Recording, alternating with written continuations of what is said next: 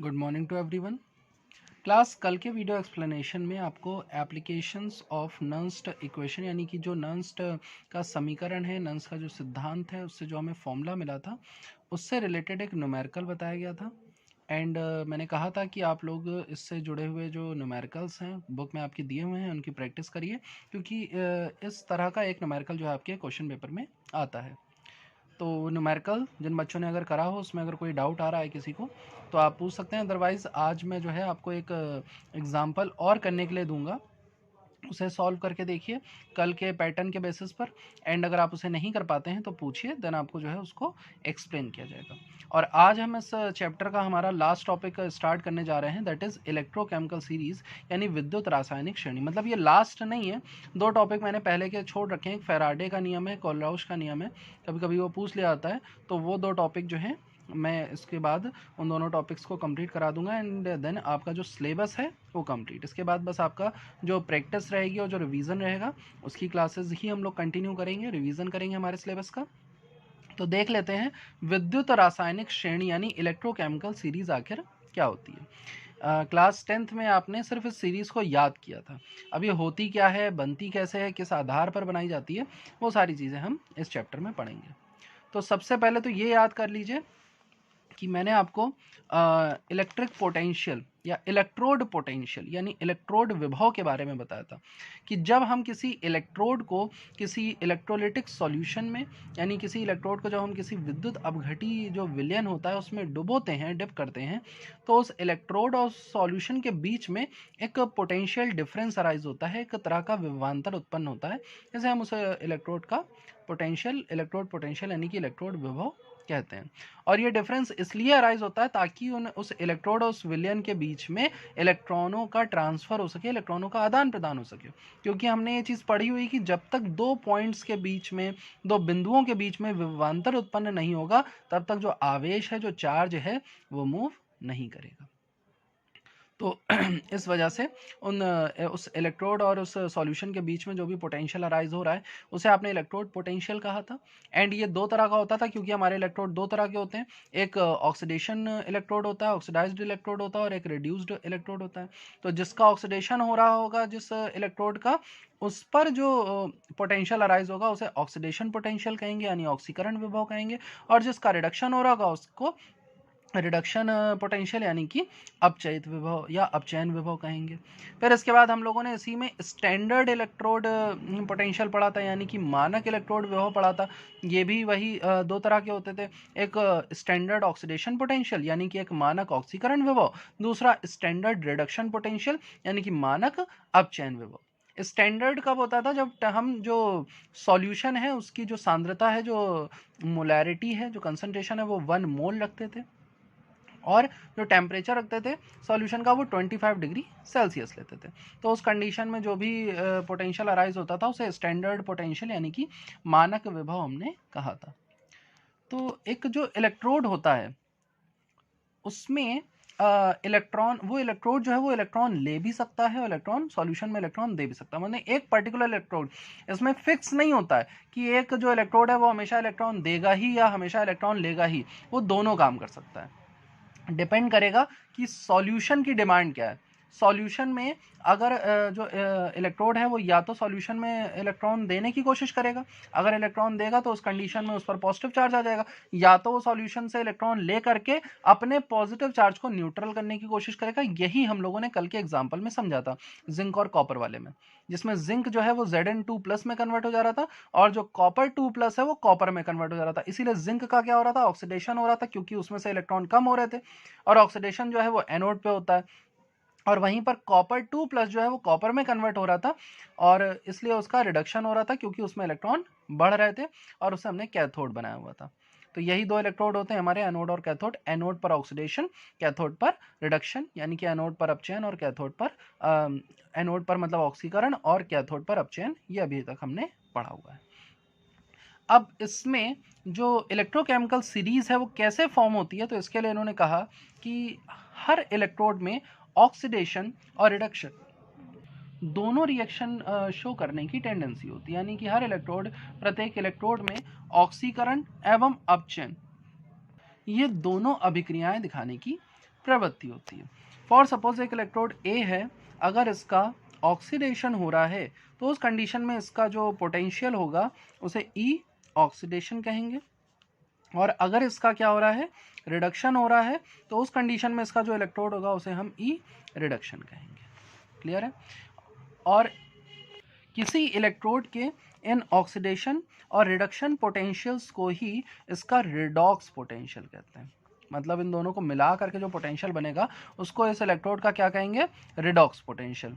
यानी किसी भी इलेक्ट्रोड के ये जो ऑक्सीकरण और अपचयन विभव हैं, इन दोनों को ही हम इसका रिडॉक्स विभव, रिडॉक्स पोटेंशियल के नाम से जानते हैं। फॉर सपोज एटम की जगह हम कॉपर ले लें, अगर कॉपर क्या है, अगर कॉपर Cu2+ बनाता है और 2 इलेक्ट्रॉन जो है वो निकालता है, उस कंडीशन में यहाँ फॉर सपोज इसका जो पोटेंशियल है वो -0.34 वोल्ट दिया हुआ है।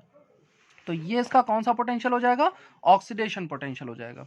क्यों ऑक्सीडेशन हो जाएगा, क्योंकि ये क्या कर रहा है, इलेक्ट्रॉन दे रहा है।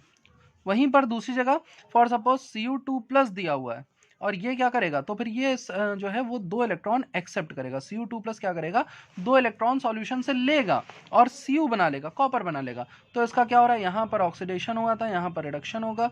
अब जो इसका इलेक्ट्रोड पोटेंशियल है वो ई रिडक्शन होगा और वो ठीक इसका उल्टा होगा, वो +0.34 वोल्ट होगा। इसका कारण क्यों है, क्योंकि कल ही मैंने बताया था कि किसी भी एक इलेक्ट्रोड के लिए जो ई ऑक्सीडेशन होता है वो उसके ई रिडक्शन के बराबर होता है, लेकिन विपरीत आवेश में, मतलब कि जो उस पर साइन लगता है वो अपोजिट होता है। तो यहाँ पर कॉपर का जो ऑक्सीडेशन पोटेंशियल है वो -0.34 वोल्ट है और इसका रिडक्शन पोटेंशियल +0.34 वोल्ट है। यानी कि ये जो 0.34 वोल्ट है ये इसका रिडॉक्स पोटेंशियल है, ये इसका रिडॉक्स विभव है। तो इसी तरह से हर एक मेटल का अपना एक रिडॉक्स पोटेंशियल होता है, यानी कि अपना एक ऑक्सीडेशन या रिडक्शन पोटेंशियल होता है। हर धातु का या अधातु, यानी जो भी हमारे तत्व हैं, तो हर धातु अथवा अधातु का अपना एक मानक ऑक्सीकरण विभव या मानक अपचयन विभव होता है। और जब हम इन धातुओं और अधातुओं को इनके मानक अपचयन विभव या मानक ऑक्सीकरण विभवों के आधार पर एक क्रम में लगाते हैं, एक सीरीज में लगाते हैं, मतलब जो हम मेटल्स और नॉन मेटल्स को उनके ऑक्सीडेशन पोटेंशियल या रिडक्शन पोटेंशियल दोनों में से किसी एक के अकॉर्डिंग जब हम उन्हें एक सीरीज में लगाते हैं, तो जो हमें सीरीज मिलती है, जो श्रेणी मिलती है, उसे ही हम इलेक्ट्रोकेमिकल सीरीज यानी विद्युत रासायनिक श्रेणी कहते हैं। तो व्हाट इज इलेक्ट्रोकेमिकल सीरीज, तो when we arrange the elements, either the metals or non-metals, according to the increasing or decreasing order of their standard oxidation or reduction potential, that series will obtained will called electrochemical series. This electrochemical series is also known as activity series or active series or reactivity series of the elements. Hindi में जब तत्वों को उनके मानक अपचयन विभवों अथवा मानक ऑक्सीकरण विभवों के आधार पर क्रमबद्ध किया जाता है, तो इस प्रकार से प्राप्त श्रेणी को विद्युत रासायनिक श्रेणी अथवा सक्रियता श्रेणी कहते हैं।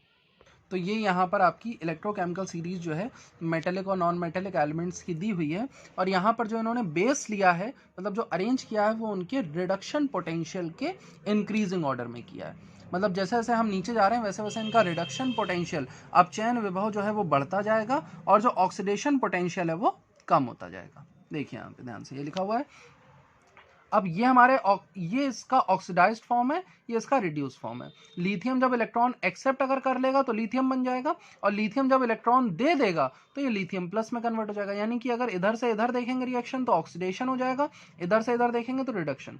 इसीलिए ये जो है हमारा रिडक्टेंट की तरह बिहेव करेगा और ये हमारा ऑक्सीडेंट यानी कि ऑक्सीकारक की तरह कार्य करेगा। दोनों रूप देखे दिए हुए हैं, क्योंकि हमने क्या कहा था, जो धातुएं अधातुएं हैं इनमें दोनों तरह की अभिक्रियाएं हो सकती हैं। ये रिडक्शन भी शो कर सकते हैं, ये ऑक्सीडेशन भी। ये डिपेंड करेगा कि ये सॉल्यूशन में इलेक्ट्रॉन दे रहे हैं या सॉल्यूशन से इलेक्ट्रॉन ले रहे हैं, और ये इस बात पर निर्भर करेगा कि इनके सामने जो है वो इनसे ज़्यादा प्रवृत्ति रखता है इलेक्ट्रॉन देने की या इलेक्ट्रॉन लेने की प्रवृत्ति रखता है। फॉर सपोज कि मैं एक मेटल हूँ और मेरे सामने एक दूसरा मेटल है, लेकिन उसकी टेंडेंसी इलेक्ट्रॉन देने की ज़्यादा है, मुझसे ज़्यादा इलेक्ट्रॉन देने की टेंडेंसी अगर उसमें है, तो वो क्या करेगा, वो मुझे इलेक्ट्रॉन देगा, तो मेरा रिडक्शन हो जाएगा, उसका ऑक्सीडेशन हो जाएगा। तो उसका जो पोटेंशियल है वो ऑक्सीडेशन पोटेंशियल यानी ऑक्सीकरण विभव कहलाएगा। मेरा जो पोटेंशियल है वो रिडक्शन पोटेंशियल यानी कि अपचयन विभव कहलाएगा। लेकिन अगर मेरी इलेक्ट्रॉन देने की टेंडेंसी ज़्यादा है तो हम क्या करेंगे, हम उसको उस सामने वाले मेटल को इलेक्ट्रॉन देंगे। उस कंडीशन में उसका क्या हो जाएगा, ऑक्सीडेशन हो जाएगा, और मेरा क्या हो जाएगा, रिडक्शन हो जाएगा। सॉरी, मेरा ऑक्सीडेशन हो जाएगा और उसका रिडक्शन हो जाएगा। जैसे यहाँ पर अगर इन दोनों में हम देखें, इसका रिडक्शन पोटेंशियल कितना है, -2.92, इसका रिडक्शन पोटेंशियल कितना है, -3.04। तो इन दोनों में से रिडक्शन पोटेंशियल किसका ज़्यादा है, इसका ज़्यादा है। तो अगर ये दोनों एक दूसरे के सामने आएंगे तो इसका रिडक्शन पोटेंशियल क्योंकि ज़्यादा है तो इसका रिडक्शन होगा और इसका ऑक्सीडेशन, क्योंकि जिसका रिडक्शन पोटेंशियल ज़्यादा होगा उसका ऑक्सीडेशन पोटेंशियल क्या होगा, कम होगा। जैसे इसका अगर आप ऑक्सीडेशन पोटेंशियल निकालोगे तो आएगा +2.92 और इसका ऑक्सीडेशन पोटेंशियल कितना आएगा, +3.04। बताओ भाई किसका ऑक्सीडेशन पोटेंशियल ज़्यादा है, इसका ज़्यादा है। तो ऑक्सीडेशन किसका होगा, लिथियम का। यानी कि लिथियम और पोटेशियम जब एक दूसरे के सामने आएंगे तो लिथियम जो है वो पोटेशियम को तुरंत इलेक्ट्रॉन दे देगा। पोटेशियम जब बेरियम के सामने आएगा तो पोटेशियम बेरियम को दे देगा, बेरियम स्ट्रोंशियम को। अब पोटेशियम जो है वो लिथियम को नहीं दे सकता क्योंकि इसका ऑक्सीडेशन पोटेंशियल लिथियम से कम है। इसीलिए शायद जब हम लोग क्लास 10th में रिएक्टिविटी सीरीज पढ़ते थे तो हम ये कहते थे कि जो ऊपर वाला मेटल होता है वो अपने से नीचे वाले मेटल को उसके सॉल्ट से क्या कर सकता है, रिप्लेस कर सकता है। तो आई थिंक कि अब आपको ये पॉइंट जो है वो समझ में आ जाएगा। तो ये जो है यहाँ पर हमें ये पूरी सीरीज जो है वो दी हुई है। तो ये एक छोटा सा टॉपिक था इलेक्ट्रोकेमिकल सीरीज का, जिसमें हम हमारे जो मेटल्स और नॉन मेटल्स होते हैं उनको उनकी ऑक्सीडेशन पोटेंशियल या रिडक्शन पोटेंशियल, जो उनका मानक ऑक्सीकरण विभव है या जो मानक उनका अपचयन विभव है, उनके आधार पर बढ़ते हुए या घटते हुए क्रम में लगाते हैं। तो जो हमें श्रेणी प्राप्त होती है, हमें जो सीरीज मिलती है, उसे ही हम इलेक्ट्रोकेमिकल सीरीज यानी कि विद्युत रासायनिक श्रेणी या सक्रियता श्रेणी, रिएक्टिविटी सीरीज के नाम से जानते हैं। तो ये सीरीज है, ये आप याद कर लीजिए, क्योंकि इससे रिलेटेड जो न्यूमेरिकल्स या जो क्वेश्चंस आते हैं सीधे सीधे ये आते हैं कि इनमें से कौन है जो अपने से नीचे वाले को क्या कर सकता है, रिप्लेस। क्लास 10th में पढ़ी थी, उसमें कम एलिमेंट्स थे, बट इसमें जो एलिमेंट्स, नंबर ऑफ एलिमेंट्स हैं वो ज़्यादा हैं। तो इसको आप लोग जो है वो याद कर लीजिए इस सीरीज़ को। तो आप जो एक नंबर का अगर मल्टीपल चॉइस में पूछा जाता है, या फॉर सपोज आप कोई न्यूमेरिकल कर रहे हैं, जैसे कल हम लोगों ने न्यूमेरिकल किया था तो वहाँ पे जिंक और कॉपर को लिया था। तो जिंक देखिए ऊपर होता है, कॉपर जो है नीचे होता है। तो जिंक का क्या होगा, ऑक्सीडेशन होगा, कॉपर का क्या होगा, रिडक्शन का होगा। तो आप न्यूमेरिकल भी इसी की हेल्प से सॉल्व कर सकते हैं, क्योंकि आपको तो पता होना चाहिए कि किसी भी न्यूमेरिकल में ऑक्सीडेशन किसका होगा और रिडक्शन किसका होगा। जिसका ऑक्सीडेशन पोटेंशियल ज़्यादा उसका ऑक्सीडेशन होगा, जिसका ऑक्सीडेशन पोटेंशियल कम उसका रिडक्शन होगा। यानी कि जिसका ऑक्सीकरण विभव एक दूसरे से ज़्यादा होगा दूसरे वाले से, उसका ऑक्सीकरण होगा, दूसरे वाले का अपचयन होगा। इसी के आधार पर आप एनोड और कैथोड सर्च करेंगे न्यूमेरिकल में। जिसका ऑक्सीडेशन होगा वो एनोड बनेगा, जिसका रिडक्शन होगा वो कैथोड बनेगा। यानी कि जिसका ऑक्सीकरण होगा वो एनोड बन जाएगा, जिसका अपचयन होगा वो कैथोड बन जाएगा।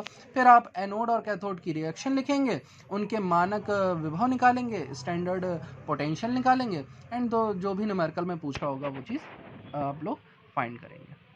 तो ये था हमारा टॉपिक इलेक्ट्रोकेमिकल सीरीज यानी विद्युत रासायनिक श्रेणी। अब चलते हैं इसके एप्लीकेशंस पे कि हमारी डेली लाइफ में इलेक्ट्रोकेमिकल सीरीज का कहाँ कहाँ यूज़ है, इस विद्युत रासायनिक श्रेणी की हमें कहाँ कहाँ आवश्यकता पड़ती है। तो विद्युत रासायनिक श्रेणी का अनुप्रयोग मतलब इलेक्ट्रोकेमिकल सीरीज का जो यूज़ है वो एक यूज़ तो यही है कि तत्वों की सक्रियता के निर्धारण में, यानी कि जो एलिमेंट्स हैं उनकी रिएक्टिविटी फाइंड करने में कि कौन सा एलिमेंट कितना ज़्यादा रिएक्टिव है और कौन कितना कम रिएक्टिव है। जो जितना ऊपर होगा वो उतना ही ज़्यादा रिएक्टिव, जो जितना नीचे होगा, यानी जिसका ऑक्सीडेशन पोटेंशियल जितना ज़्यादा होगा वो उतना ही ज़्यादा रिएक्टिव, और जिसका ऑक्सीडेशन पोटेंशियल जितना कम होगा वो उतना ही कम रिएक्टिव। क्योंकि ऑक्सीडेशन पोटेंशियल ये दिखाता है कि कितनी तेज़ी से कोई भी एलिमेंट जो है वो इलेक्ट्रॉन देगा। दूसरा कि यहाँ पर धातुओं द्वारा धातु आयनों के विस्थापन में, यानी कि जो एक मेटल होता है वो किस दूसरे मेटल को उसके सॉल्ट से रिप्लेस कर सकता है और कौन नहीं कर सकता, जैसा कि अभी मैंने आपको बताया था। इसके अलावा अधातु द्वारा अधातु आयन का विस्थापन, यानी कि displacement of a non metal by non metal. कौन सा नॉन मेटल है जो दूसरे नॉन मेटल को उसके प्लेस से डिस्प्लेस कर सकता है। इसके अलावा हमें यह भी पता चल जाता है कि कौन सा मेटल है जो हाइड्रोजन को उसकी प्लेस से डिस्प्लेस कर सकता है। भाई इलेक्ट्रोकेमिकल सीरीज में जितने भी मेटल हैं जो हाइड्रोजन से ऊपर होंगे, जितनी भी धातुएं हाइड्रोजन से ऊपर होंगी, वो हाइड्रोजन को विस्थापित कर सकती हैं। और ये भी पता कर सकते हैं हम कि कौन से मेटल हैं जो वाटर से हाइड्रोजन को डिस्प्लेस कर सकते हैं।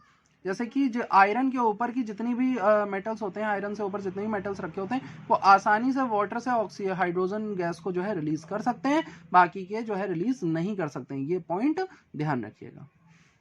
इसके अलावा इस इलेक्ट्रोकेमिकल सीरीज के बेसिस पर, इस इलेक्ट्रोकेमिकल सीरीज के हेल्प से हम ये पता लगा सकते हैं कि किसी भी इलेक्ट्रोकेमिकल सेल में, किसी विद्युत रासायनिक सेल में किस इलेक्ट्रोड का ऑक्सीकरण होगा और किस इलेक्ट्रोड का अपचयन होगा, यानी कि ऑक्सीडेशन किसका होगा या रिडक्शन किसका होगा, या कौन है जो एनोड बनेगा, कौन है जो कैथोड बनेगा, या और साधारण भाषा में कौन है जो इलेक्ट्रॉन देगा और कौन है जो इलेक्ट्रॉन लेगा। इसके अलावा जो हमारे मेटल ऑक्साइड्स होते हैं, धात्विक जो ऑक्साइड्स होते हैं, इनकी स्टेबिलिटी भी हमें जो है इसकी हेल्प से पता चल सकती है। और कौन सा मेटल ऑक्सीजन से कितनी तेजी से रिएक्शन करेगा, क्योंकि जैसे जैसे हम नीचे जाते हैं वैसे वैसे ऑक्सीजन से रिएक्ट करने की जो टेंडेंसी है वो धीरे धीरे क्या होती जाती है, कम होती जाती है। तो ये जो एप्लीकेशंस हैं मैंने अभी आपको बताए हैं, ये नोट करते हुए चलिए, क्योंकि ये इस क्वेश्चन से जुड़ा हुआ इलेक्ट्रोकेमिकल सीरीज और इसके एप्लीकेशन से जुड़ा हुआ क्वेश्चन भी जो है वो एग्जाम में पूछा जाता है। 2 या 3 नंबर में क्वेश्चन आता है, what do you mean by electrochemical series, explain it's applications with example, यानी विद्युत रासायनिक श्रेणी से आप क्या समझते हैं, इसके अनुप्रयोगों को, इसके उपयोगों को उदाहरण सहित समझाएं। तो इसी के साथ ये टॉपिक हमारा खत्म होता है। इसमें कोई पॉइंट अगर आपको नहीं समझ में आया हो तो पूछ लीजिएगा, एंड जो न्यूमेरिकल आपको सेंड किया है उसे करके बताइए। इसके बाद जो हमारा नेक्स्ट टॉपिक है that is Faraday's law of electrolysis, यानी कि फैराडे के विद्युत अपघटन के नियम। तो फैराडे साइंटिस्ट के बारे में तो हम सब जानते हैं, इन्होंने इलेक्ट्रोमैग्नेटिक इंडक्शन का लॉ दिया था। विद्युत चुंबकीय उत्प्रेरण का जो नियम था वो फैराडे ने दिया था।